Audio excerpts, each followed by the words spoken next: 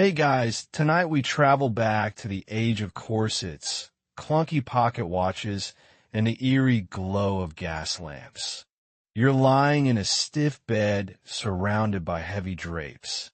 A single candle flickering on the nightstand beside a thick medical handbook titled something like The Proper Constitution of the Restful Mind. You're not asleep. Of course you're not asleep.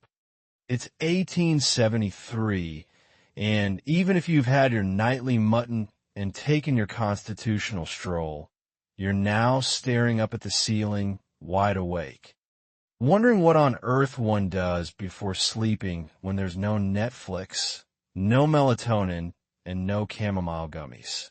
This is Victorian Insomnia, the elegant misery of being very tired, but never quite sleepy. The air smells faintly of coal, smoke, and lavender oil. And somewhere downstairs, a clock ticks with almost menacing precision. You've tried counting sheep, but your imagination keeps dressing them in top hats and monocles. So, before you get comfortable, take a moment to like the video and subscribe, but only if you genuinely enjoy what I do here. Let me know in the comments where you're listening from and what time it is for you.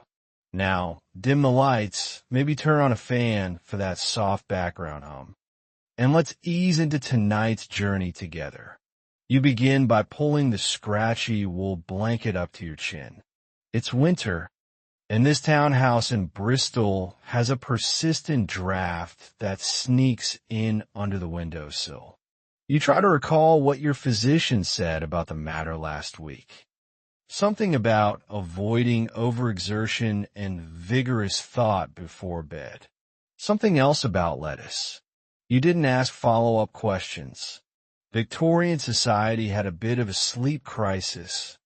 Not because they didn't value rest, but because their idea of it was tangled in layers of morality, status, and guesswork. A good night's sleep wasn't just about rest. It was about proving you were a person of temperate habits and clean conscience. If you were sleepless, the implication was that something was wrong with you. You were anxious, you were impure, or, you poor soul, you had read a novel with romantic subplots.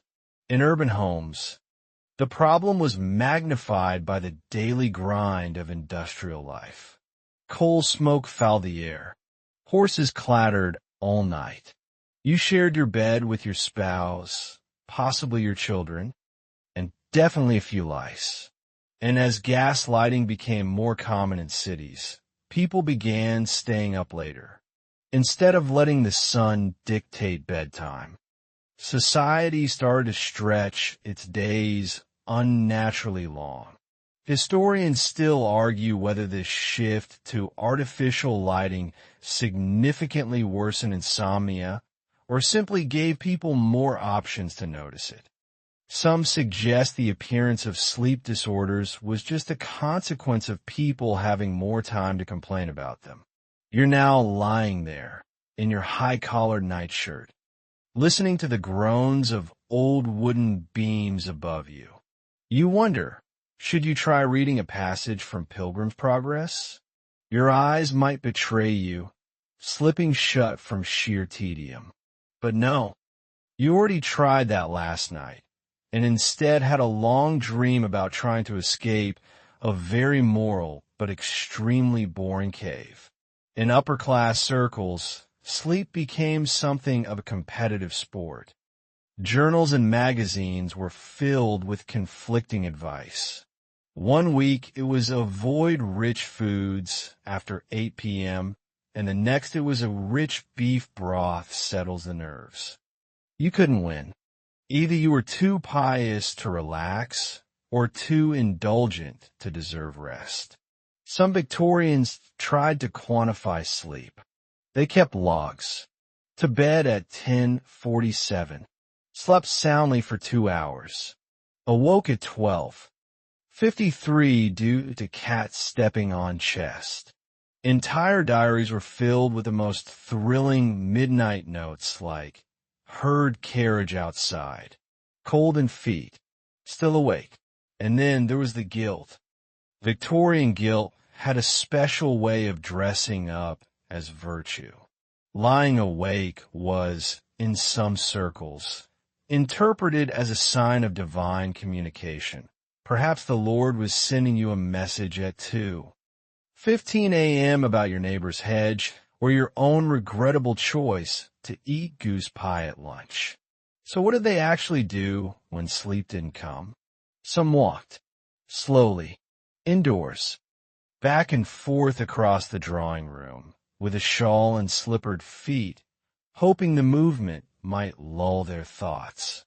Others tried to recite poetry, or count backward from 500, or, if they were especially desperate, consulted their doctor, who would, if generous, recommend a lukewarm lettuce broth. We'll get to that. Oh yes, the lettuce is coming. For now, just imagine yourself in that chilly bedroom, nestled in feather-stuffed linens, your pillow slightly damp from having been near the window. You've tried every suggestion you read in the Gentlewoman's Guide to Harmonious Repose. You've rubbed your temples with lavender. You've said your prayers.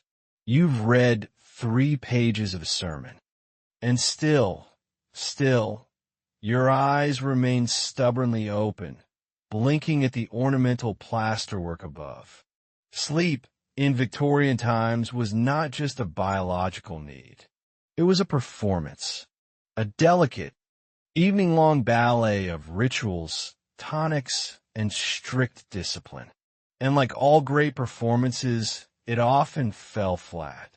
Now roll onto your side, fluff your pillow just once more, and settle in. Because we're just getting started on this long, drowsy, floral-scented, slightly ridiculous trip into the many, many ways Victorians tried, valiantly and mostly in vain, to fall asleep. You wake, or rather, you never quite fell asleep, and the scent of warm lettuce water still lingers on your breath. That's right, lettuce. You drank it again, not in a salad, not in a sandwich, but in a tepid, colorless tea, boiled for 20 minutes, and served in a chipped porcelain cup with a hopeful sprig of mint. This, my dear nocturnal traveler, is one of the more famous Victorian insomnia cures. The logic went something like this. Lettuce is cooling, lettuce is bland, therefore lettuce must calm the nerves. Never mind that it's mostly water and about as medicinal as a damp napkin. It was recommended in dozens of home remedy books, particularly for women, because nothing says ladylike tranquility quite like sipping vegetable broth at midnight. The idea of lettuce as a sedative wasn't new. Ancient Romans dabbled in it. And early modern herbalists noted that the milky sap of certain lettuce species contained a mild sedative called lacticarium. Sounds promising, right? Well, only if you scraped about 40 pounds of the stuff and concentrated it into a single dose, which Victorians rarely did. No, they preferred a gentle approach. Boil it, strain it, pretend it's working. Historians still argue whether this lettuce infusion was ever truly effective or simply symbolic. A kind of leafy placebo for the deeply suggestible. After all, if someone in a lab coat, or at least a well-tailored frock coat, tells you something will make you sleep and you want it badly enough, maybe it does. You're sitting now at a little bedroom vanity, clutching a lukewarm cup of this brew. It tastes like regret, faintly metallic, vaguely swampy, and altogether unsatisfying. But your great-aunt swore by it, and so did the housemaid, and frankly, it beats trying to fall asleep listening to the neighbor's son practice his violin through the wall. The Victorian preference for plant-based remedies was part necessity, part ideology.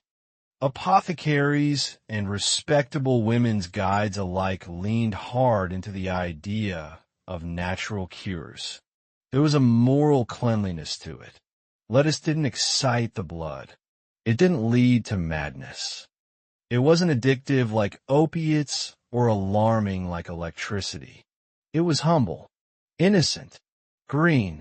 Besides lettuce, there were other leafy contenders. Passion flower, chamomile, lemon balm. But lettuce had that charming domestic quality. You could grow in the garden. You could imagine it was working even as you stared blankly into the middle distance, wondering how long you were supposed to wait for sleep to arrive. In rural homes, the preparation of a bedtime lettuce infusion became a sort of nightly ritual. Water was fetched from the well.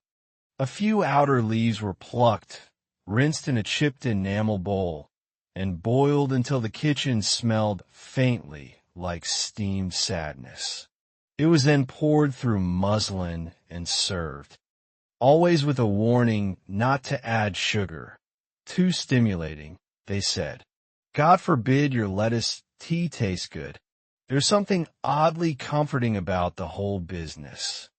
The idea that something so basic, so garden variety, could hold the key to deep slumber. It reminds you that even in an age of high society salons and steam trains, people still reached for the simplest answers. They wanted peace, quiet, a chance to shut off their minds without offending their delicate constitutions. And while the lettuce tea was mostly harmless, it did come with its share of folklore. Some insisted you had to pick the leaves under a full moon. Others believed romaine worked better than butterhead, but only if grown on a north-facing hill. These weren't facts. They were little bedtime myths, soothing in their own right. There's a curious note in the diary of one Miss Constance Hargrave, an unmarried woman of 37 living in Surrey, who records her experience thusly. Took lettuce infusion at 10:30. Slept not at all. Dreamt while awake of cows, which is either poetic nonsense or the perfect summary of Victorian sleep efforts. Of course, there were always skeptics. A few braver souls wrote letters to medical journals, questioning whether lettuce was up to the task. One doctor called it the faintest sedative ever praised in print. But most just let it slide, because sometimes in the middle of the night, it's not about science. It's about trying, about having something warm to sip while the rest of the world slumbers. Imagine now the soft clink of your spoon against the cup. The fire has gone out, and only the faintest amber glow remains in the hearth. Your eyelids feel the tiniest bit heavier. Or maybe that's the effect of doing absolutely nothing productive for the last hour. Either way, you stretch your legs beneath the covers and wonder if perhaps another cup might help. But you don't get up. You're too warm, too drowsy. And maybe, just maybe, the lettuce has done its job. The scent hits you before you even open your eyes fully, floral, faintly dusty, and unmistakably lavender. It's soaked into your pillow, laced through the air, and clinging to the lace trim of the curtain above your bed. Lavender is everywhere. And according to your well-thumbed copy of the Household Book of Domestic Comforts, 1867 edition, that's exactly how it should be. Victorians didn't just like lavender. They worshipped it with the gentle intensity of someone convinced that a properly perfumed bedroom might ward off both nightmares and moral decay. Lavender water was sprinkled on linens.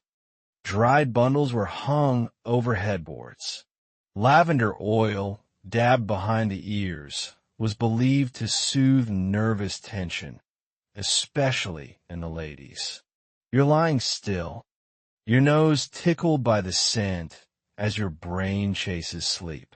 It's a subtle kind of aromatherapy, one that assumes your insomnia isn't caused by late-stage capitalism or blue light exposure, but by a lack of proper floral discipline.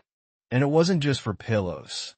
Lavender was worked into bedtime dolls for children, sewn into lavender puffs hidden beneath the mattress, and used in sachets stuffed into the folds of nightgowns. The scent was believed to calm the mind, regulate the breath, and in some vague way, signal to the soul that it was bedtime. Whether it actually helped is still up for debate. Historians still argue whether this widespread lavender fixation stemmed from true belief in its sedative powers, or if it was just another way for Victorians to signal their cleanliness and domestic virtue. Scent was a social indicator, after all. A lavender-scented home was a well-kept home, and a well-kept home meant its inhabitants were respectable and in control, even while unconscious. You sit up slightly, brushing your fingers against the lace-framed sachet hanging on your bedpost. Someone embroidered the word slumber across it in delicate thread, which now looks like it was stitched by someone either deeply sincere or gently mocking the whole tradition. Lavender, for all its sweetness, wasn't the only flower in the game. There were rivals: rose, chamomile, lemon balm. But lavender won the popularity contest, likely because it was both potent and affordable. You could grow it yourself, dry it easily, and use it in everything from drawer liners to bathwater. It became synonymous with a good night's rest, even if the night in question was spent staring at the ceiling while your candle burned lower and lower. One of the more charming and slightly odd uses of lavender came in the form of sleeping dolls. These weren't playthings so much as tiny fabric pouches shaped like people, often dressed in miniature nightgowns and filled with dried lavender flowers. You're meant to tuck them beside your head or even cuddle them like a stuffed animal, letting the scent lull you into a floral-induced fog. If that sounds creepy, well, you're not wrong. Some look less like toys and more like little sachet corpses and bonnets. Still, there's something undeniably sweet about it. A society that poured so much hope into a flower clearly needed comfort. And in a world where emotional distress was often seen as weakness, lavender offered a kind of socially acceptable crutch. You could admit you needed it without admitting you were struggling. In the bedroom of a proper Victorian household, lavender didn't stop at bedtime. It was rubbed into the edges of bed sheets, hidden in gentlemen's shaving kits, and even used to perfume the bristles of hairbrushes. If you didn't smell faintly of lavender, you risked smelling like something worse, like the coal smoke wafting in from outside, or the chamber pot under the bed. You shift under the covers again. The sachet's scent has mellowed, its peak bloom past, but still it's there, faint, persistent, and oddly reassuring, like a quiet old ant humming in the next room. Lavender also made its way into bedtime tinctures. A few drops of lavender oil in a sugar cube dissolved in hot water. This was called a lavender cordial, though the effects were more psychological than pharmacological. People swore it brought on gentle dreams and eased tight chests. Of course, many such recipes also included a dash of brandy, which probably did more for sleep than any flower ever could. And then there were the skeptics, those ever-present Victorian critics who wrote letters to periodicals with headings like an inquiry into the efficacy of scented repose or on the unreliability of the common lavender. They doubted. They mocked. They said it was the same as sniffing wallpaper. But others responded passionately, defending the honor of the purple sprig. It was more than a plant. It was a bedtime companion. By now, your pillow smells like you've face-planted into a small meadow. You don't mind. You've gotten used to it. You even miss it when you travel. And the inn provides nothing but coarse sheets and an unscented bar of soap the size of a sugar cube. You roll onto your side again, cheek pressing into the pillow where the lavender sachet rests beneath. It's a little lumpy, but comfort, it seems, is in the nose of the beholder. The ink is still slightly damp when you seal the envelope. You press it close with your thumb, careful not to smudge the looping final sentence. A thought sent into the quiet night like a message in a bottle. There's no urgency. The letter isn't for posting. It's part of your cure. Victorians had many peculiar ways of courting sleep, but few are as endearing or as time-consuming as the long bedtime letter. Not a formal correspondence, mind you. These weren't meant to be read by others. They were addressed to no one in particular, or sometimes to oneself, and written slowly, thoughtfully, as a form of narrative self-soothing. You lean back now, pen resting beside the inkwell. Your candle sputters a little, its wax halo inching lower. This is the last habit of your evening routine, writing a long, meandering letter to the void, full of small observations and minor irritations. Your neighbor's cat, the curious shape of a teapot handle, the faint scent of the rain-soaked hedge outside your window. In a world before podcasts, guided meditations, or the gentle hum of white noise machines, this nightly rambling letter served as both diary and lullaby, and just maybe a therapy session in disguise. You stretch your wrist. The ink stains your fingers in little blue clouds. That's how you know you've done it properly.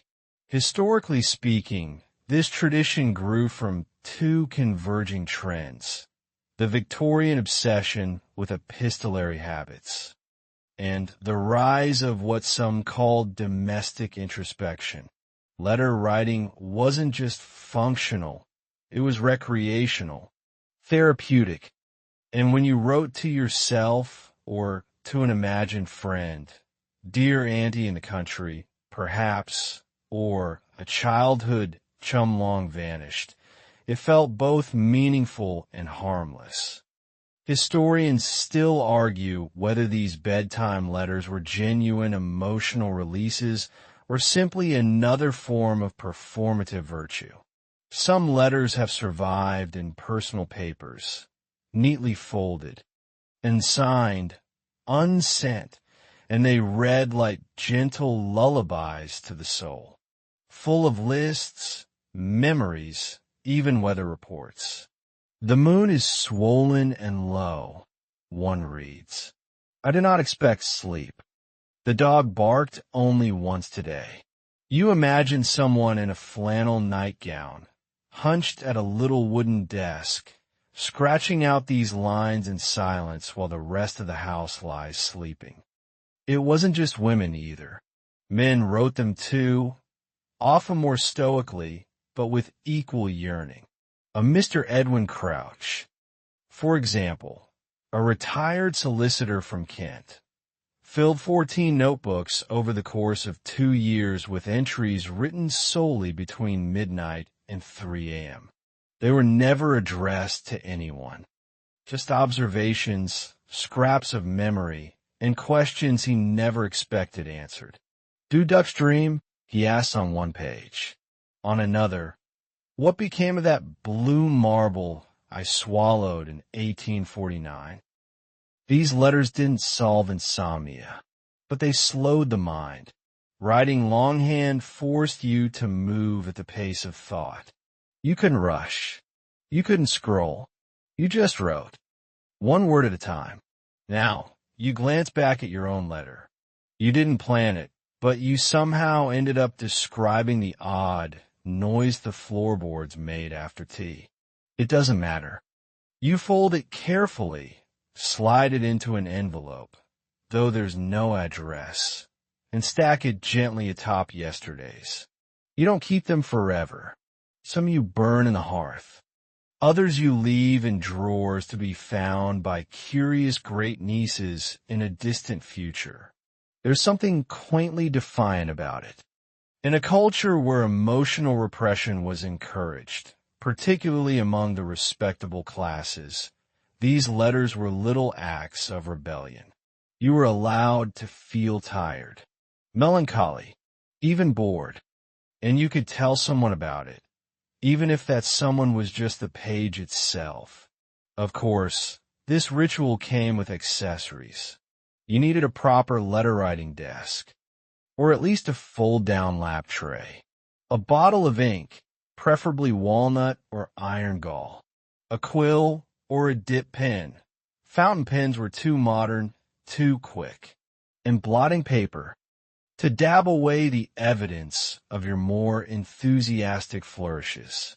For the particularly romantic, there were scented inks.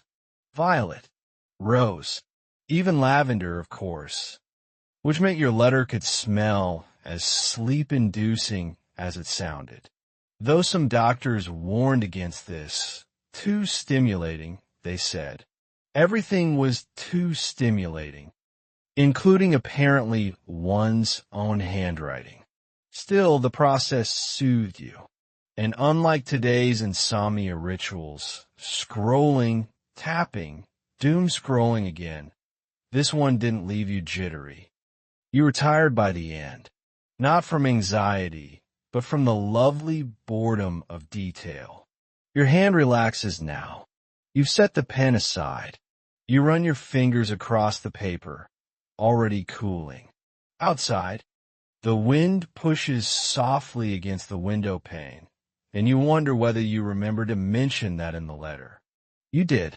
You always do. It's part of the ritual. Whether teapots, things not yet done, and things never to be done again. There's no plot, no goal, just the slow exhalation of a tired mind. You wake, well, almost wake, to the familiar clink of glass in a saucer and the faint aroma of something herbal and faintly bitter. It's your night draft, set just so on the bedside table. No one uses the word draft much anymore, but in Victorian England, it was a nightly staple, as common as brushing one's teeth or warming one's slippers by the hearth. You sit up slowly, blanket pooling at your waist, and reach for the cup. It's warm, not hot, left to steep precisely 8 minutes under a crocheted tea cozy shaped like a hen. The Victorians had a formula for everything, and bedtime beverages were no exception. What's in it tonight? Possibly lettuce. Yes, lettuce. If that sounds unappetizing, you're not alone. Victorian children reportedly faked sleep to avoid sipping it. But the belief was strong. Lettuce contained lacticarium, a milky substance thought to soothe the nerves and lull the mind. Lettuce water became the sleepy sibling of chamomile and was often recommended in household guides under headings like for hysterics and restless habits. And this was only the beginning. The Victorian kitchen transformed into a kind of sleepy apothecary come nightfall. You might also be served a brew of valerian root, though it smelled like old socks, or hops tea, favored by those who believe that if beer made you drowsy, the raw plant must be even better. Some recipes mixed all three and added a spoon of sugar to cut the bitterness, resulting in a drink that was both calming and vaguely revolting. Historians still argue whether these concoctions truly induced sleep or simply gave the illusion of doing so. But placebo or not, the routine worked. There was something comforting in the act. Boiling the kettle, measuring herbs with a silver spoon, watching the infusion darken in the cup. You were just drinking sleep. You were preparing yourself for it, physically and mentally. You take another sip, still warm, still slightly metallic on the tongue. It's the lettuce, probably. Among the more peculiar remedies was poppy syrup, which was, yes, exactly what it sounds like. A sweetened extract of poppy flowers, used cautiously and mostly for children. Though medical texts warned of its potency, it was still sold in apothecaries alongside gentler options like barley water and warm milk. Some families developed their own secret recipes, passed down, scribbled in margins, whispered from mother to daughter. There's one especially curious example found in the notes of a Scottish governess named Elspeth Cairn. Her signature sleeping tea included peppermint, crushed pear seeds, and a single rose petal for aroma. She claimed it worked every time unless it was a Thursday, though she never explained why Thursdays failed her. These beverages weren't just medicinal, they were rituals, served in delicate china, accompanied by a folded napkin and perhaps a final biscuit or sliver of sugared ginger. It made sleep feel ceremonial, like something to be ushered in respectfully rather than wrestled with. You remember a recipe clipped from an 1883 edition of the Queen magazine, which recommended steeping lavender buds in goat's milk and serving it warm, not scalding, lest it trouble the gullet. The phrase still makes you smile. Trouble the gullet. A fate worse than sleeplessness, perhaps. For men, the drinks were often more robust.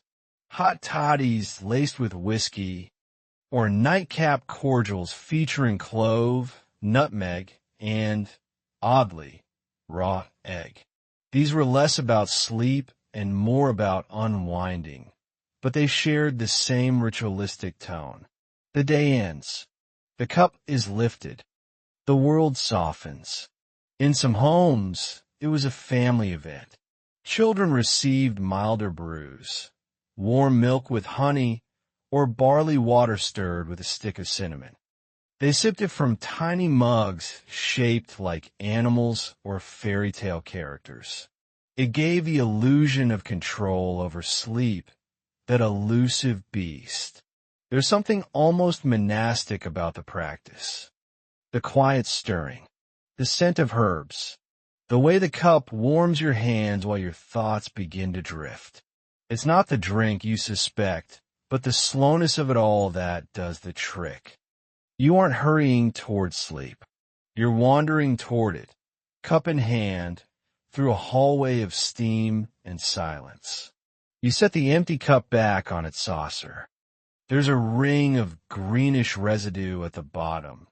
Not exactly appetizing, but reassuring in its way. A sign that something natural, if not necessarily delicious, has passed through you. Outside, the wind has shifted. You hear the branches tick against the window pane. It would be easy to drift off now, eyes half closed, warm from within. But there's one more thing to do. A final ritual, tucked in the drawer beside the bed. You reach for the vial of lavender oil. Your fingers close around the small glass vial, cool and weighty in your palm. It rattles softly, just the stopper shifting in its neck as you bring it out into the candlelight. Lavender oil.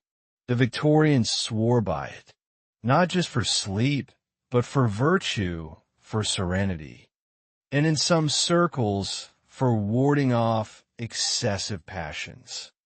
You uncork it now, and the scent rises like a sigh from another century, floral, earthy, and just slightly medicinal. You tilt the bottle and dab a little onto your wrist, then to your temples, behind your ears, and finally onto the soft linen of your pillow. It's a bedtime baptism of sorts, one the Victorians would have recognized immediately. Lavender was everywhere in the 19th century, and not only because of its lovely scent. It was seen as a purifier, a balancer of humors, a symbol of calm. In fact, many believed it helped align the nerves, whatever that meant at the time. Housewives scattered it in cupboards to deter moths and bad moods alike. Mothers tucked sprigs into their children's pillows. Apothecaries distilled it into oils, tonics, even candies. You lie back now, letting the scent coil lazily around your head like violet smoke. It's almost too relaxing. The kind of smell that makes you question whether anything important really needs doing tomorrow. One of Queen Victoria's own physicians, Sir James Clark, endorsed lavender as part of a holistic approach to health, urging his royal patient to bathe in it during periods of melancholic torpor. A fancy way of saying the blues. You imagine her, the queen herself, submerged in a lavender-scented tub, surrounded by marble and candlelight, contemplating empire while trying not to sneeze. But the use of lavender wasn't confined to royalty. It was the people's herb. You could find it bundled in market stalls, sold by little girls with fingerless gloves and large baskets. You could grow it in your window box, right alongside the basil and the thyme. It required sunlight, yes, but not too much. A plant after your own heart. There's something deeply Victorian about turning a smell into a solution, at a time when the air itself was often suspect, thick with smoke, sewage, and soot. The idea of clean scent became almost spiritual. Lavender wasn't just relaxing, it was righteous. Historians still argue whether aromatherapy in the 19th century had measurable effects on health, or whether it functioned more as a kind of olfactory placebo. But even skeptics agree. The ritual itself had power. You weren't just sniffing flowers. You were declaring bedtime. You were choosing calm. In larger houses, lavender sachets were slipped between the bedsheets by maids trained in the delicate art of folding linen to hide a small embroidered pouch. In more modest homes, dried lavender was boiled with sugar to create a syrup drizzled into warm milk. A few daring souls even tried lavender snuff, though that trend thankfully faded faster than the scent itself. One curious footnote in this olfactory journey involves a man named Reverend Horace Fenley, who claimed in his letters that he trained himself to fall asleep within 3 minutes of smelling lavender. He wore a scarf soaked in it. His bedroom curtains were lavender dyed. He even grew a small hedge beside his bed in a pot. Historians, skeptical as ever, have noted that he may simply have been chronically exhausted from sermon writing. But still, 3 minutes is impressive. You shift now, cheek resting on your freshly scented pillow. The fabric is soft, cool at the edges, and carries just the faintest trace of that floral sharpness. Your body knows this routine by heart. Scent equals sleep. There's even a small embroidered sachet tucked beneath your pillowcase, something you bought at a market or maybe made one rainy Sunday. Inside, not just lavender, but dried chamomile. a few rose petals, and one odd bit of folklore, an acorn, supposedly to protect against nightmares. It might be nonsense, but you're not about to remove it now. The scent is fading already, softening, becoming background. It's no longer an aroma. It's a suggestion, a memory of calm. You breathe it in one more time, slowly, as if tasting a piece of the past. You think of a Victorian child, long ago, clutching a lavender doll to her chest. Of a housemaid pressing flowers into sachets with work-worn fingers. Of a widow pouring oil into her bath, hoping to soften the ache of an empty bed. Sleep, in the end, isn't about silence. It's about softness, scent, ritual.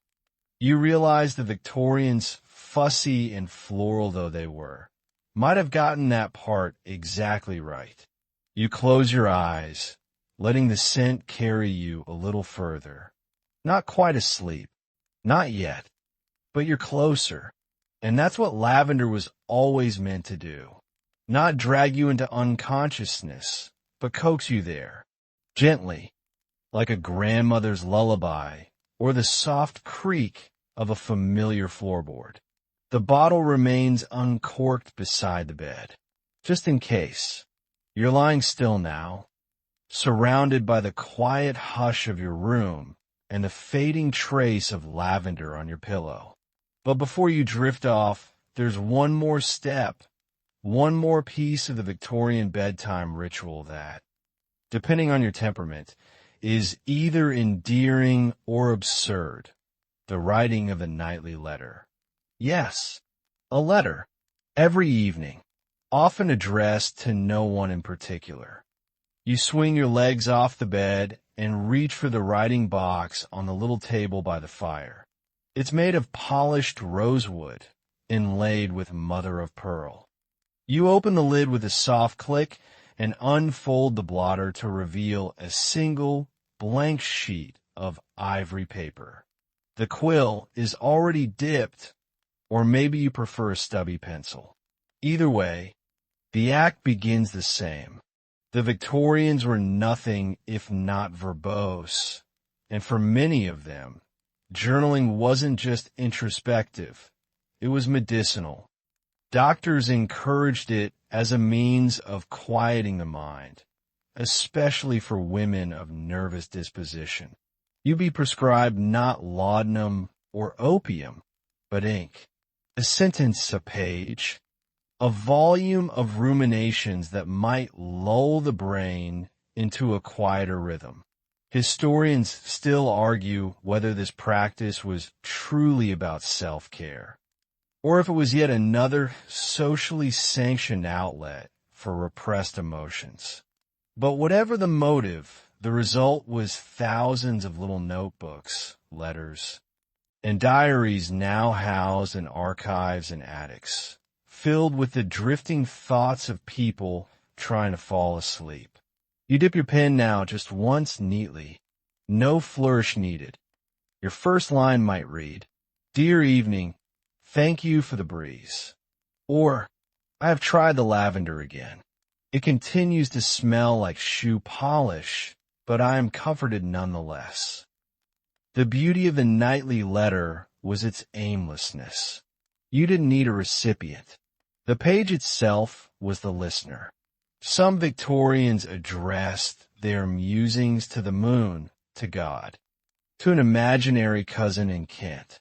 Others, especially the more poetically inclined, wrote letters to the act of sleep itself, as if it were a shy visitor who required gentle coaxing and kind words to come near. You write slowly, not for content, but cadence. The scratching of pen on paper is its own sort of lullaby. The room smells faintly of ink and aged paper now, a dry, reassuring scent. A famous example of this habit was one Harriet Lockwood of Essex, whose 1881 sleep diary included entries like, Had mutton for dinner again. I suspect it knows. And mother says anxiety is best scrubbed out with lemon soap. We'll try. Her journal spans 15 years and ends, rather abruptly, with finally bought the lavender. Make of that what you will. You glance back at your own letter. It's not profound, and it doesn't need to be. It's the ritual that counts. The transition. You're not trying to solve the day's problems. You're just setting them down gently, like stones you no longer need to carry. Some people use colored inks, violet, crimson, even sleep-promoting gray. Others tucked small pressed flowers between the pages or spritz the paper with rose water. You once tried using a quill trimmed from pheasant's feather. It made you sneeze. Never again. There's even a curious account from the journal of one Benedict Holloway, a clockmaker from Leeds, who wrote exactly 3 sentences before bed every night for 34 years. He always began with "Today the world continued," and always ended with "I believe I will too." His last entry, poignantly, read, "Today the world paused. I believe I shall too." The letter was folded and left on his pillow. You feel your hands slowing now, not from fatigue, but from a kind of soft inertia. The page is filling up. Your thoughts feel lighter for having been written down.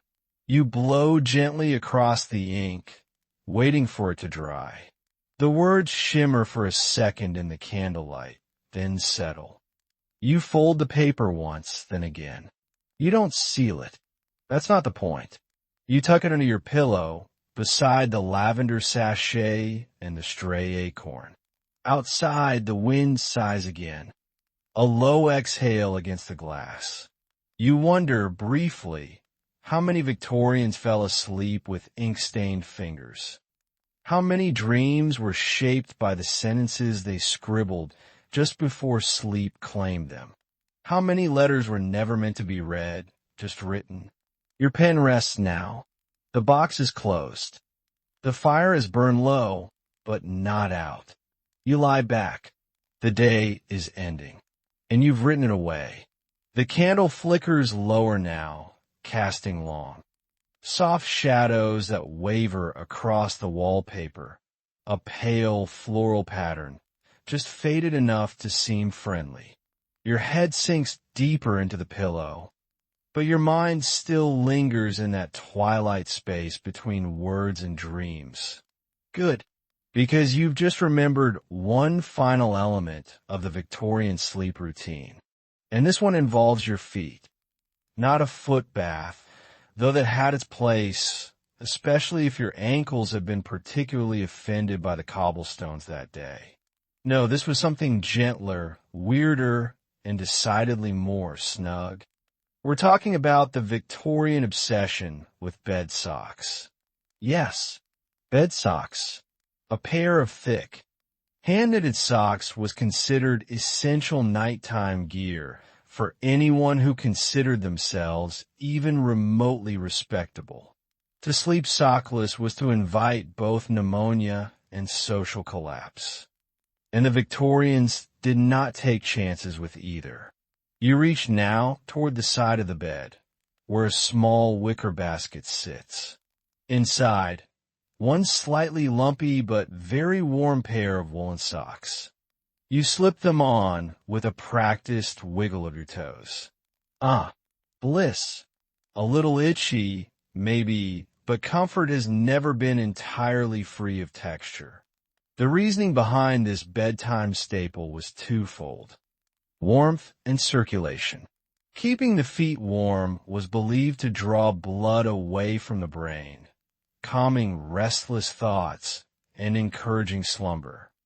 Historians still debate whether this theory has any physiological merit, but at least anecdotally, a toasty toe has never made sleep harder to find. For women especially, cold feet were considered a medical concern. Entire articles in ladies' journals warned of nervous chill caused by insufficient podal insulation. Sounds serious, doesn't it? Doctors suggested wool from specific breeds of sheep, like the Leicester long wool, for optimal soothing density. You flex your feet now under the covers, feeling that pleasant friction between sock and sheet. The sensation is oddly grounding, like wearing a hug on your soles. And it wasn't just women. Men, too, were encouraged to take their nighttime footwear seriously. Gentlemen's Outfitters sold nocturnal hosiery in tasteful neutrals, sometimes lined with flannel or trimmed with ribbon. There's even a record of one eccentric magistrate in Bath who ordered bespoke silk bed slippers embroidered with Latin quotes about sleep. He claimed they improved the quality of his dreams. Latin dreams. Imagine. Some took it even further. Warming the socks over the hearth before putting them on was considered a luxury. If you had staff, your footman might bring them to you folded in a silver tray. If not, you'd toast them yourself with a pair of tongs and an air of ceremony. A little crisp around the edges? Perhaps. But better than entering slumber with frostbitten toes and regrets. Of course, not everyone had the luxury of wool or silk. The poor made do with whatever was at hand, often old rags wrapped tightly around the feet, or socks patched so many times they resembled small knitted maps. One folklore tale tells of chimney sweep who believed that mismatched bed socks brought lucky dreams. He wore one red and one gray until the day he died, presumably well rested. You feel your breathing slowing now, sinking with the gentle pressure of wool around your ankles. The warmth spreads gradually, encouraging the body to unclench. It's no miracle cure, but it helps. That's always been the Victorian secret. Small comforts, layered patiently. Some even scented their bed socks. A drop of rose oil on the toe, or a lavender sachet sewn into the cuff. You're considering it now. Socks that smell like an Edwardian greenhouse? Why not? The 21st century has earned weirder indulgences. And then there's the sock drawer. Oh yes, the Victorians had those. Two, not just a storage space, but a statement. Lined with silk paper, scented with cedar chips or orange peel. Some women kept handwritten inventories, complete with entries like Wednesday pair, slight fray near heel, not suitable for guests. One such list, preserved in the private letters of Constance Digby of Surrey, includes a final note. Remember to midnight socks before November. Cold toes equals melancholy. A simple equation, but strangely convincing. You flex your feet once more. The socks have settled now, part of the landscape. A warm, woolen whisper that tonight is safe. Predictable, soft, and somewhere out there, across time, across candlelit rooms and chilly bedrooms, other feet were doing the same thing. Warming, preparing, slipping into sleep, one toe at a time. You pull the covers up to your chin. No need to rush. You're socked, scented, and scribbled. You're ready. Your toes are swaddled. Your thoughts neatly folded like the letter beneath your pillow. The room has grown quieter, if that's possible, a hush layered upon hush. Outside, only the wind dares move. But inside your mind, there's still one gentle curiosity waiting to be explored before sleep fully takes you. The curious case of Victorian bedroom architecture. Yes, tonight, even your walls have something to say. Picture your room again. Not your modern one, the Victorian one. High ceilings, plaster cornices, heavy velvet curtains drawn across single-pane windows. The wallpaper is a soft pattern, chintz or stripes, perhaps, and the floor is mostly covered with thick rugs stitched by someone's grandmother. But more intriguing than the decor is something hidden. A secret window, not for looking out, but for looking in. You lie back and glance toward the far wall where, faintly visible, is a narrow wooden panel that once led to a tiny ventilation opening, a quaint idea birthed from both science and superstition. Victorians believed deeply in the power of fresh air, but only the right kind of fresh air that had been filtered, softened, perhaps even moralized by passing through rose-scented linen. So they created systems, trick windows, angled vents, and even rotating air tubes that claimed to guide breezes properly through a room. One engineer proposed installing ceiling vents shaped like seashells to muffle harsh sounds and direct tranquility. The idea never caught on, probably because tranquility is hard to engineer. You roll to your side now, and your eye catches the faint glint of a bell pull, the woven silk cord hanging by the bed.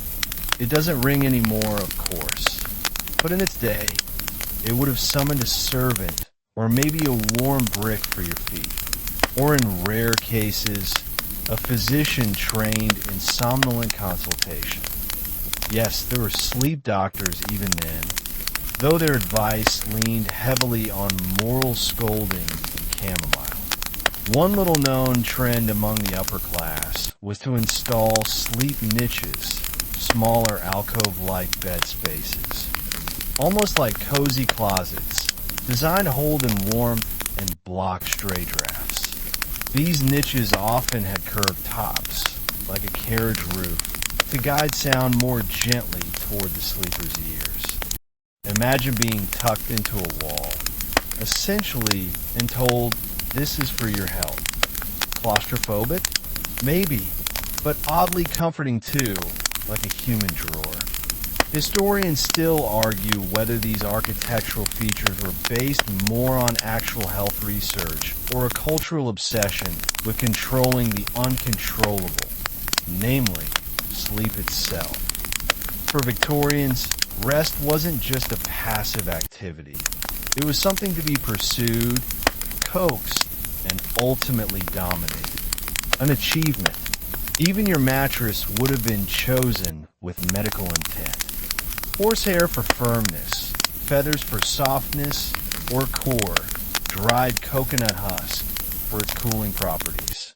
You test your own pillow now, finding just the right indentation. Not too high, not too low. The Goldilocks spot, gently Victorian in its compromise. And the bed itself, most likely high off the ground, practically a summit. You need a small footstool to climb in, especially if you were of average Victorian height, which was, let's say, compact. This elevated design wasn't just for show. It allowed heat to rise beneath the sleeper and discouraged night damp, which was blamed for everything from the sniffles to romantic dissatisfaction. You shift slightly and imagine the sound your old brass bed would make. A soft groan of springs, a whisper of linen, a sigh of surrender. And above you, perhaps a canopy, not purely decorative, but a practical dust catcher and breeze filter. These were often embroidered with vines, flowers, or sleepy aphorisms like "Rest arise," or "Night's cloak giveth peace." Even the paint color of the walls wasn't left to chance. Soft greens, pale blues, or ashes of roses were considered restful. Stark white was feared. It was thought to overstimulate the eye. making sleep elusive. You feel a new appreciation for your dim lighting, your soft wallpaper. These choices aren't accidents. They're inheritances. Let's not forget the clock. Tick-tock tick, a steady, metronomic rhythm that lulled many to sleep.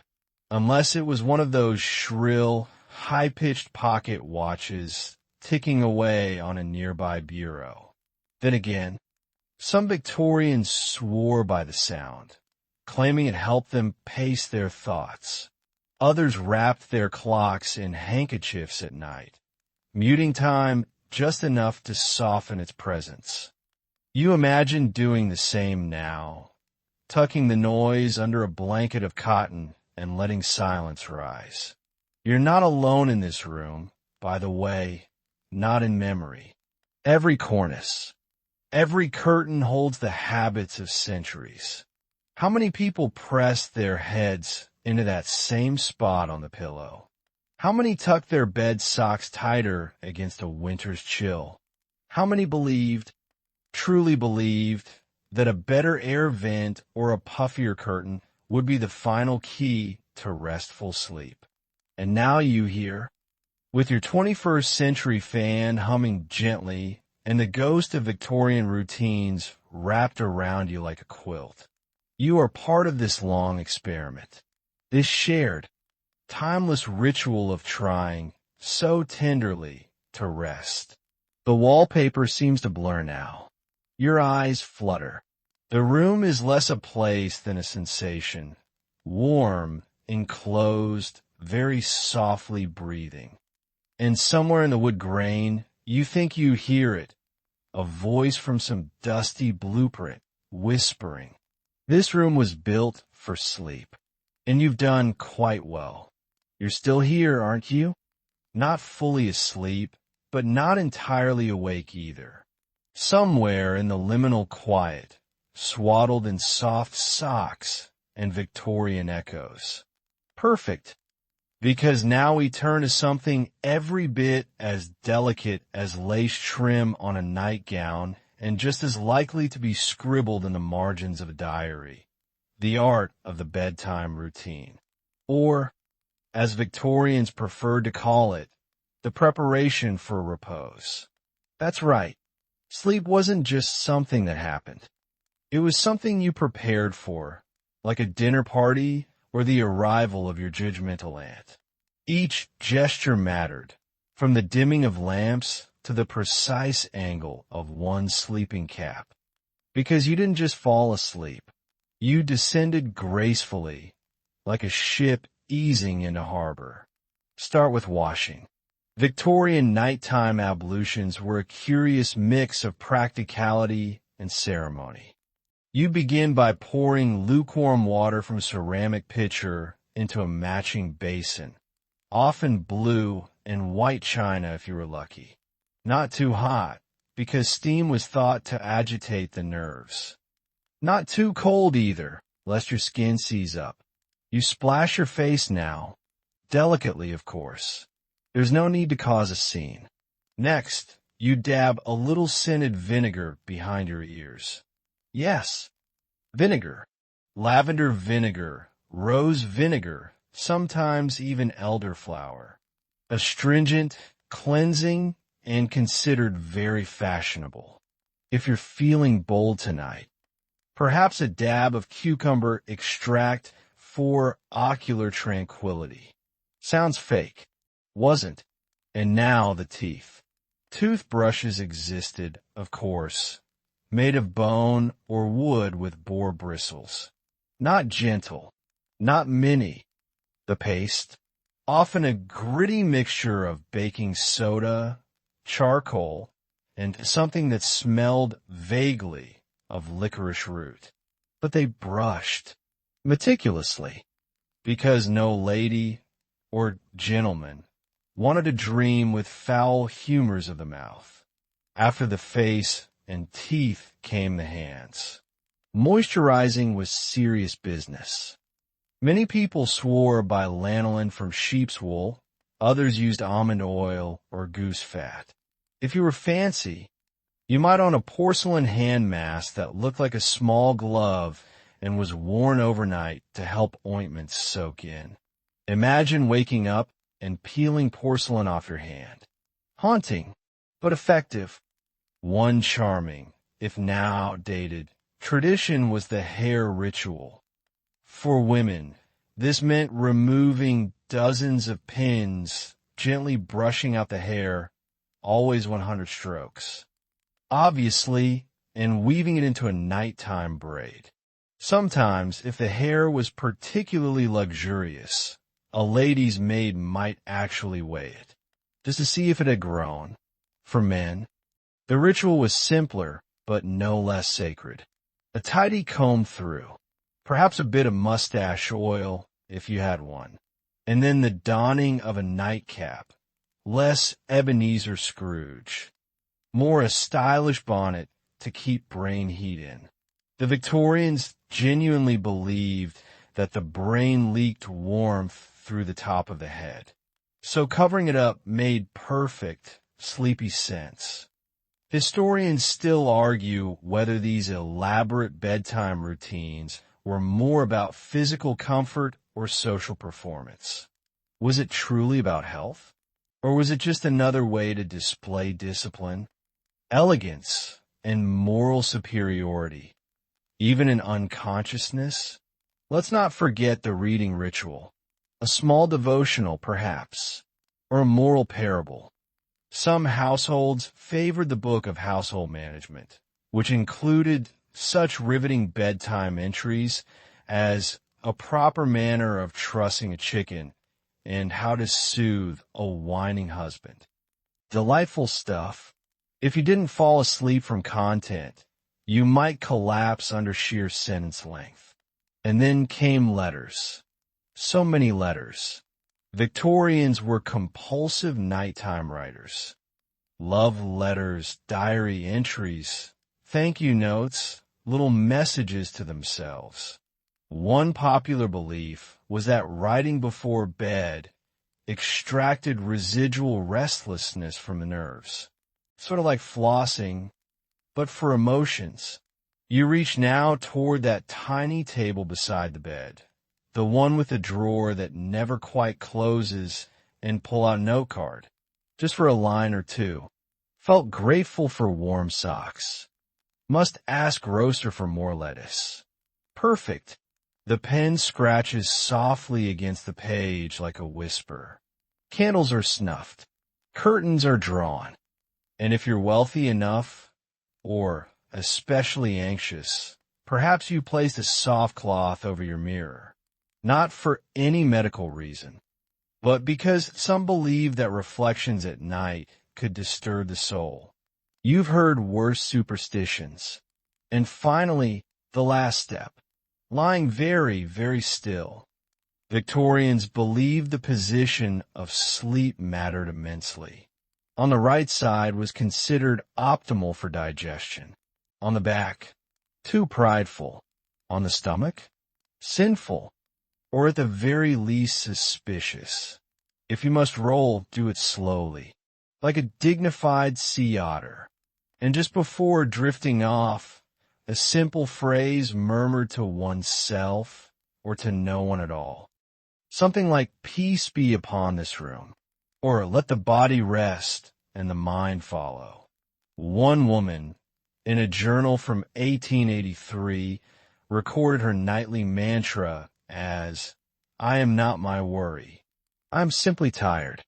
A modern sentiment dressed in a crinoline.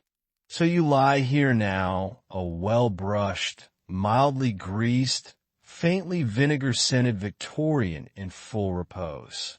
Your toes warm, your breath steady, your mirror respectfully veiled. You've prepared. You've earned it. Sleep is not an accident tonight. It is a craft. The room is quiet now, quieter than before even, as though the very walls have leaned in to listen to your breathing. You're blanketed in rituals, swaddled in herbal lore, and held gently in the lull of lavender and letter writing. But what happens after all that effort? once sleep still refuses to come? What if, despite your lettuce leaves and hand ointments and 100 brush strokes, your eyes simply stay open? Well, Victorian insomniacs had a plan B, or rather, several plans, some touching, some peculiar, and a few that are, let's say, lightly alarming. You shift under your quilt now, preparing for this curious journey into the restless night. First up, repositioning. No, not tossing and turning. This was strategic. You'd rotate the entire bed. That's right. Some people believe that sleeping with your head facing east improved the quality of dreams and aligned the body with magnetic forces. Others swore by north-facing sleep to calm the blood. And while most beds weren't on casters, determined souls found ways, wheels, platforms, or even seasonal bed-flipping ceremonies. Your ancestors really committed to cardinal directions. If that didn't work, there were distractions, subtle diversions designed to gently fool the brain into forgetting it was awake. You might be advised to count backwards from 500, not sheep, but church steeples or chimneys. One particularly whimsical method involved reciting the names of flowers alphabetically. Aster, bluebell, calendula, all the way to zinnia. The idea was that by the time you reached him, you'd already be dreaming about gardens with wrought iron gates and bees wearing top hats. Still awake? Then it was time to call in the heavier artillery, by which we mean soothing snacks. Yes, Victorians often ate at night if they couldn't sleep. Nothing heavy, of course. Just a spoonful of stewed prunes, a biscuit with warm milk, or the now legendary lettuce broth. You sip it now in your imagination, pale green, faintly earthy, and served in a delicate porcelain cup with a chipped handle. Comforting, if slightly unsettling. Some even took to nibbling on a sugar cube dipped in lavender oil. One woman wrote in her diary that it made her drowsy and delightfully pink in the cheeks. Doctors later concluded it probably just made her tipsy. Either way, she slept. Still tossing? Perhaps it's time for rhythmic movement. No, not calisthenics. Gentle, repetitive actions. Pulling at the edge of the bedsheet. Lightly tapping one's foot against the bedpost. Stroking a small swatch of velvet kept by the pillow for just such emergencies. Some believe these gestures created a lull, a kind of physical lullaby for the restless limbs. And if all else failed, the midnight letter. Picture it. A flickering candle is lit, the ink pot uncorked. The paper is soft and already creased. You write not to anyone in particular, just to the hour. It is now the third night I've stared at the curtains and heard nothing. I wonder if the sparrows sleep better than I do. You fold the note. Perhaps you tuck it under the pillow or leave it in the drawer. You'll never send it.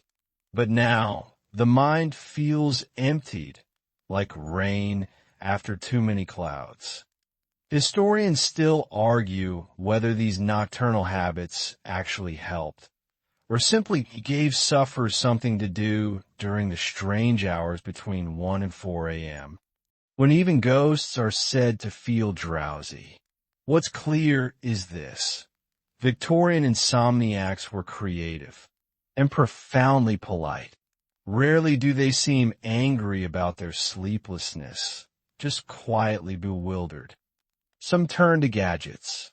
One 1870s pamphlet advertised a somnambulator, a gentle, head-cradling device that promised to rock the skull in tranquil pendulums. It looked suspiciously like a wine rack.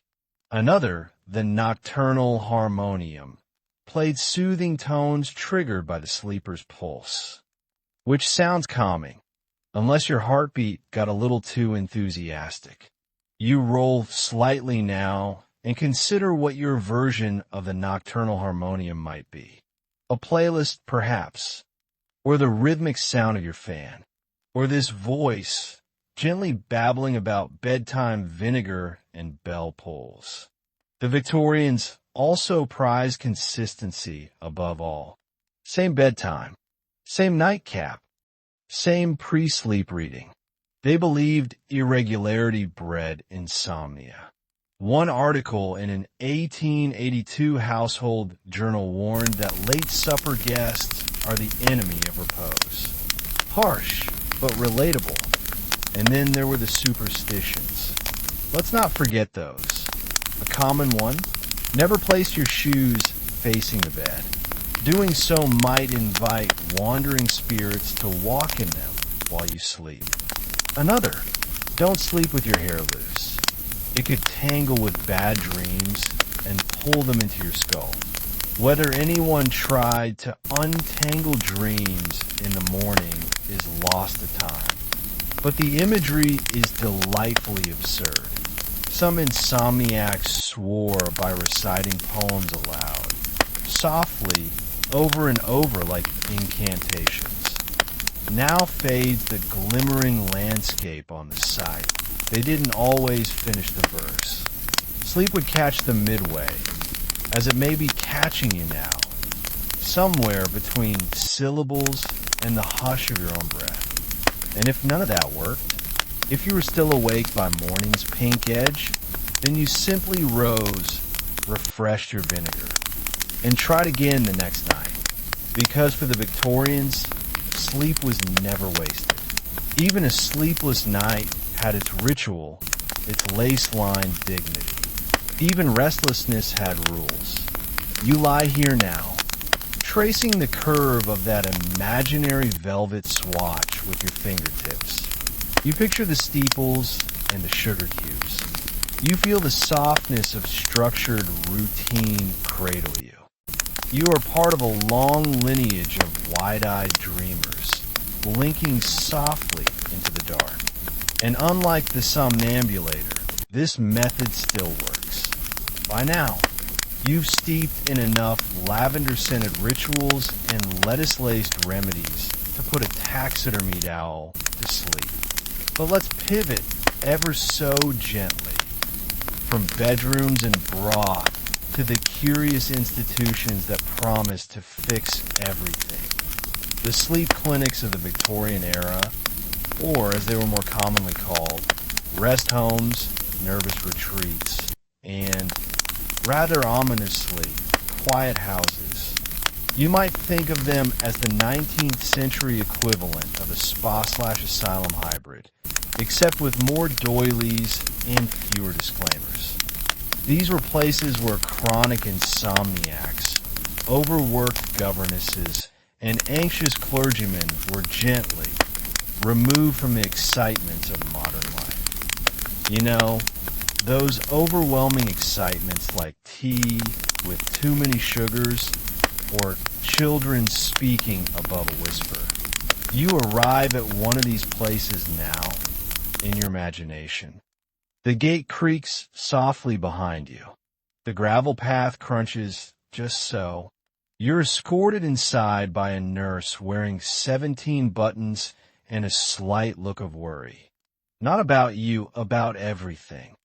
She gestures toward a chaise longue that has definitely seen things. The treatment begins. You're offered tonic.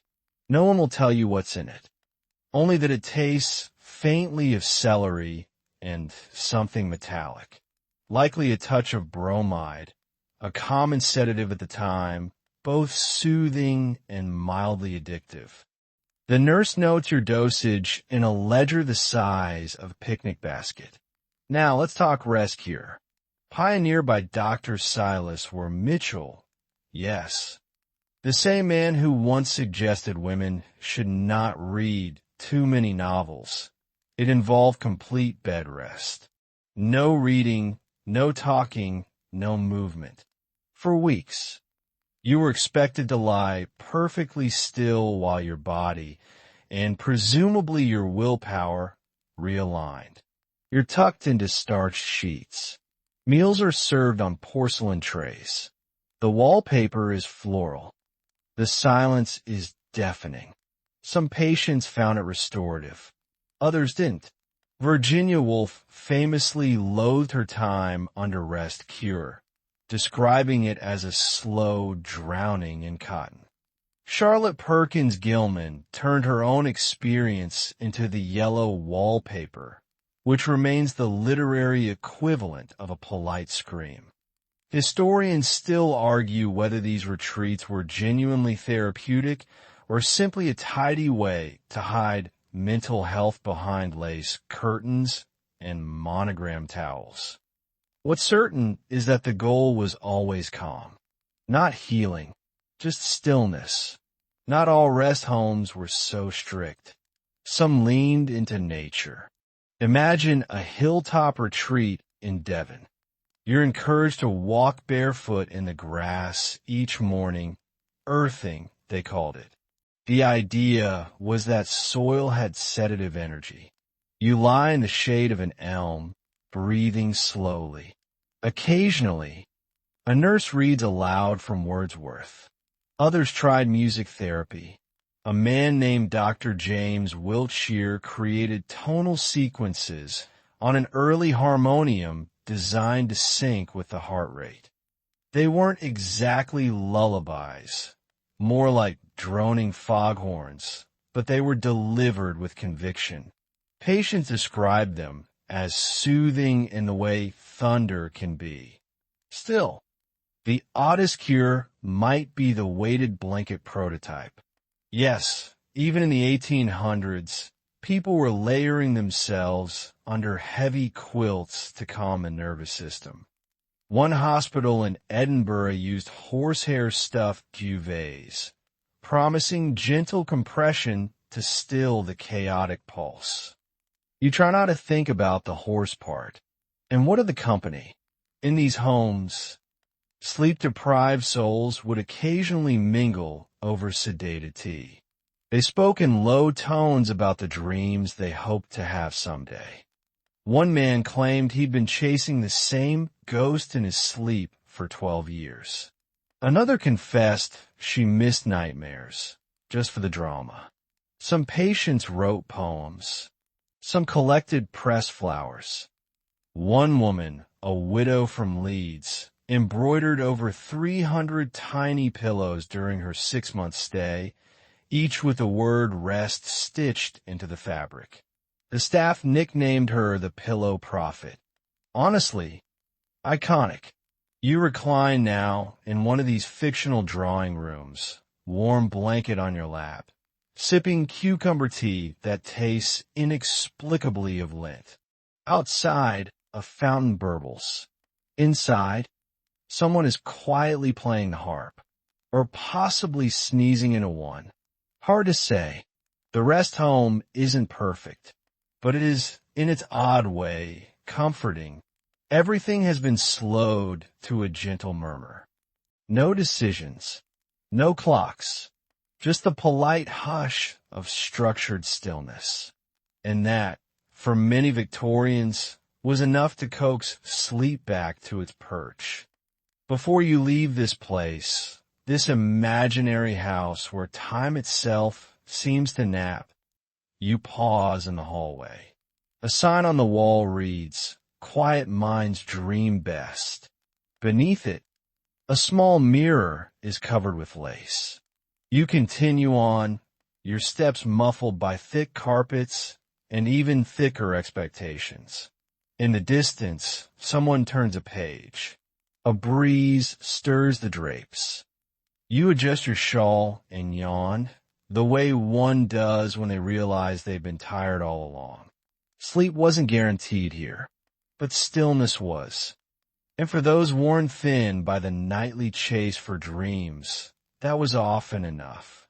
You've left the quiet house behind now. No more harp sneezes or horsehair duvets. You're back in your own imaginings. curled again beneath your patchwork of sleepy facts and floral-scented remedies.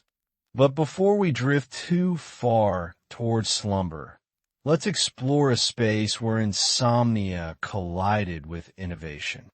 The Victorian invention boom. Because, believe it or not, some of the oddest gadgets of the era weren't meant to improve productivity. They were designed to induce sleep. Let's start with the alarm bed. Yes, alarm bed, not just a clock. These contraptions didn't just wake you. They practically launched you into the next room. One version, patented in 1876, included a spring mechanism that flipped the sleeper out of bed at a chosen hour. This was sold under the oddly threatening slogan, "Never oversleep again." Insomniacs, meanwhile, eyed it warily.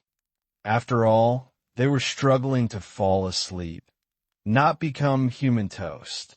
Now reverse the concept. Beds designed not to wake you, but to lull you. The automatic rocking mattress, for instance, promised gentle side-to-side motion to simulate a mother's cradle. You lie down in your mental prototype. It hums faintly. It sways. You're not sure if you're sleepy or seasick. Then came the somnoscope, a wearable contraption that resembled a metal tiara crossed with a telegraph machine.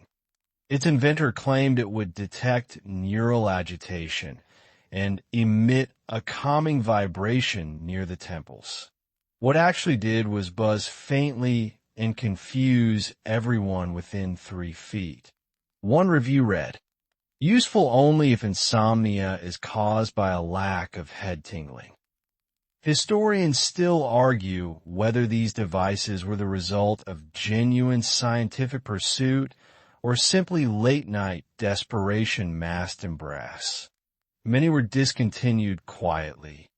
Others ended up in museums under the well-they-tried category. The Victorians also tinkered with light. Long before blackout curtains were a household staple, people used tinted glass panes to rebalance the humors. You're advised to spend your evenings bathed in soft blue light to calm the nerves. Or, in extreme cases, pale green. Red light was avoided entirely. Apparently, it startled the spleen. And then there were the olfactory experiments. If lettuce water wasn't working fast enough, why not invent a mechanical aroma diffuser? One 1880s model used a clockwork fan to disperse lavender oil at timed intervals throughout the night. Another involved heating scented wax tablets beneath your bed. One false move, though, and you'd wake to a lavender-scented fire hazard. Let's not forget sound, either. Enter the somnophone, a phonograph cylinder that played repetitive verses of poetry or low humming. The most popular cylinder featured a baritone gentleman repeating the word repose every 14 seconds. Some listeners found it hypnotic. Others found it deeply unnerving. Imagine falling asleep to someone whispering repose, repose, repose, until you begin to question whether you've summoned something. Despite all this inventiveness, most insomniacs eventually returned to simpler comforts. A warm flannel, a predictable bedtime, a familiar creak in the hallway that signaled all was as it should be. But still, the gadgets had their appeal. There's something endearing about this era's faith in mechanisms and minor miracles, that, with just enough gears and velvet upholstery, they could engineer peace of mind. You imagine now your own absurd contraption, maybe a slumber hat with rotating feathers and tiny bells that stop ringing the moment your breathing deepens, or a nightstand button that releases chamomile mist and plays the soft patter of imaginary rain on cobblestones. Would it work? Probably not. But it's comforting to think someone once believed it might. Some inventors pursued pharmacological sleep aids too, long before modern sleep medications. There were soothing syrups marketed with poetic flair. Take Mrs. Winslow's soothing syrup, intended for children but used by adults alike. Its secret ingredient? Morphine. Yes, morphine. Just a dab on the tongue and poof. Nighty-night, possibly forever. Not ideal, but certainly effective. By the end of the century, opiate-based concoctions were being questioned, even banned. But their popularity reveals just how desperate people were to win the nightly battle against their own thoughts. Still awake? Then let's glide back toward the charmingly harmless. The sleep dice. Yes, dice. A novelty item for indecisive bedtime routines. One diet options like read, bathe, stretch, and pray. Another bore emotions, drowsy, tense, hopeful, mildly haunted. Toss both, and you got your bedtime vibe sorted. You roll them now in your mind. Stretch, mildly haunted. Sound about right. Even Queen Victoria herself dabbled in sleep strategies. Her journals mention late-night walks in Windsor Gardens, smelling violets, and speaking softly to the horses. She believed moonlight helped the brain release its weight of ceremony. Honestly, same. And so, while most of these inventions have faded into the attic of history, their spirit lingers. That strange hope that maybe, just maybe, the next switch sent or softly ticking mechanism will tip you gently toward dreams. And even if it doesn't, at least you've smiled at the thought. By now, you've survived lettuce water, sleep hats, and the whispering voice of repose, which, frankly, is more than many Victorians could say. But we're not quite done yet. Tonight's history stroll still has a few lamplit alleyways to explore. So let's lower the gaslights and take a sleepy meander through the nighttime rituals of the well-to-do and the quietly eccentric.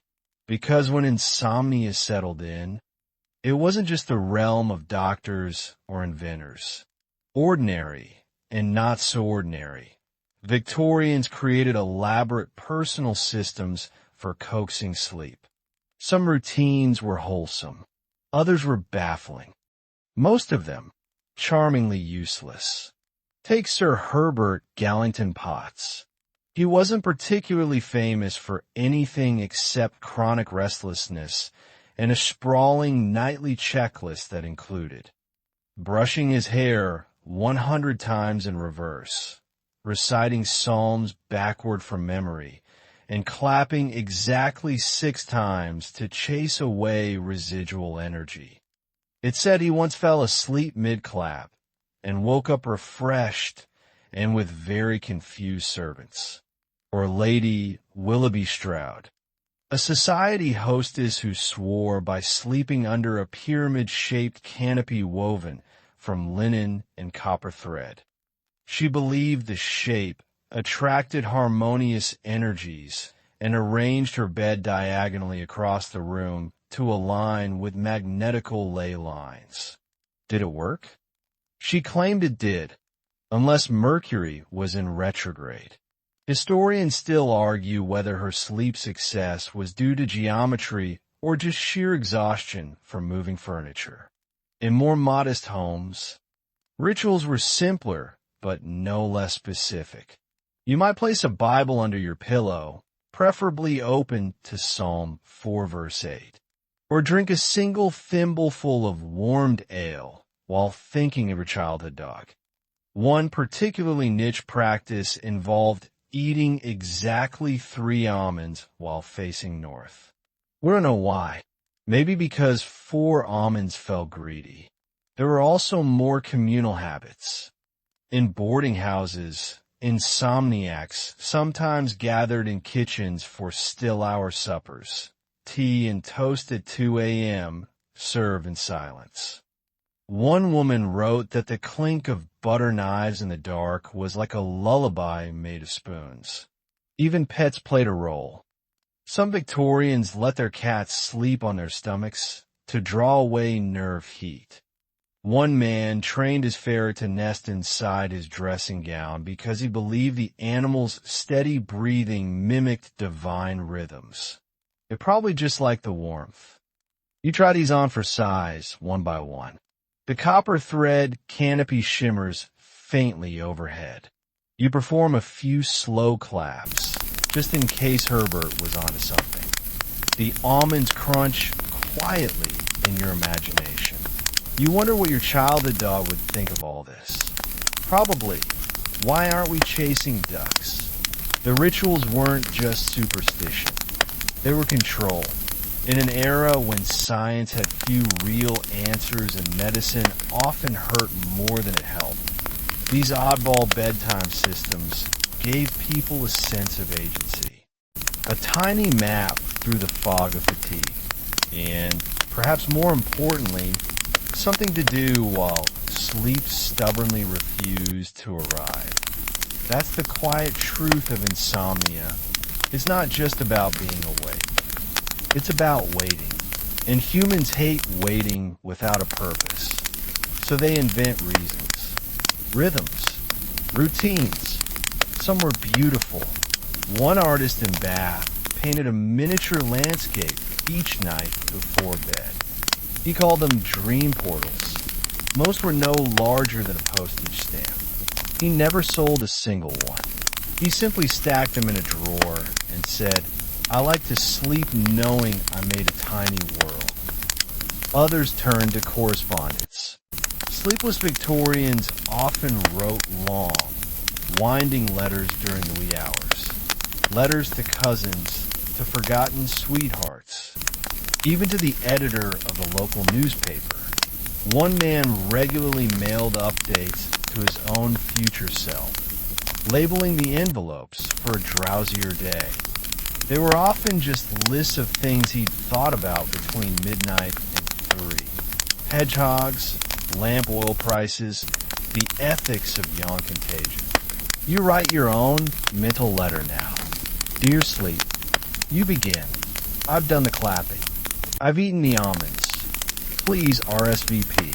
What's endearing, even poignant about all this is how these people, like you, weren't chasing productivity. They were chasing peace. Not dreams of greatness, but dreams at all. They just wanted to let go. And every little action, the whispered prayer, the foot bath, the peppermint drop under the tongue, was a gentle tug at the blanket of night, trying to pull it closer. So tonight, as you fold yourself deeper into your own covers, you carry a little of their effort with you. You're part of that lineage now, a quiet procession of restless souls, stretching backward through time, all blinking at the ceiling and thinking, what if I just try this? Maybe you light a candle, real or imagined. Maybe you trace the hem of your pillowcase with one finger. Maybe you simply listen. The air stills. The dog sighs. A distant bell chimes the hour. And somewhere, in a time not quite here, Lady Willoughby repositions her pyramid bed. Sir Herbert begins his reverse psalm recital. And the artist dabs one last smudge of watercolor before curling into sleep. You're almost there. And now, gently, we ease into the final stretch of our midnight ramble. By this point, you've tiptoed through herbal remedies, mechanical beds, lettuce-soaked cloths, and the tender absurdity of Victorian bedtime rituals. But before this history winds down completely, there's one last layer to explore, the emotional landscape of insomnia itself. Not just how the Victorians fought it, but how they felt about it. You see, sleeplessness in the 19th century wasn't always treated as a nuisance. Sometimes it was romanticized. There was a peculiar kind of nighttime melancholy that poets and painters began to celebrate. The midnight soul, they called it. The idea that only in the quietest hours could one encounter their truest self.